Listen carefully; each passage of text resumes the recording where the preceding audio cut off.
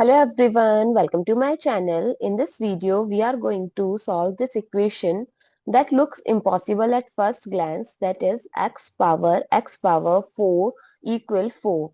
That means power on power, then variable in both bases and exponents. But don't worry, we will solve it step by step. So we are given x power 4 equal 4. So important observation is here. The right side is 4 and 4 we can write 2 power 2. So since powers are involved, so x must be positive, right? So I'm going to take log on both sides. So log x power 4 equal log 4. Now using log rule, we can write it as x power 4 log x equal log 4. As per the rule, log a power b, we can write it as b log a. Now log 4, I can write it as log 2 power 2, which is equals to 2 log 2. So I can replace right hand side as x power 4 log x equal 2 log 2. So the equation becomes this. Now instead of guessing randomly, let's try powers of 2.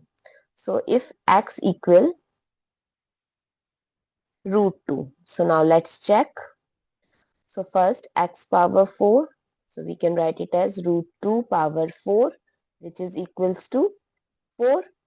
Now log x, that means log root 2, which becomes 1 by 2 log 2. Now multiply, because we have left hand side as x power 4 log x. So it becomes 4 multiply 1 by 2 log 2. So this becomes 2 log 2. Yes, this perfectly matches our right hand side.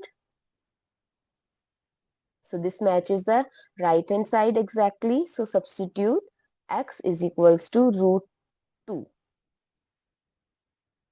So x power 4 equal root 2 power 4, which is 4.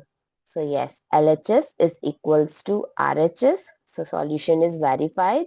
So x is equals to root 2. Now there is a concept tip for you.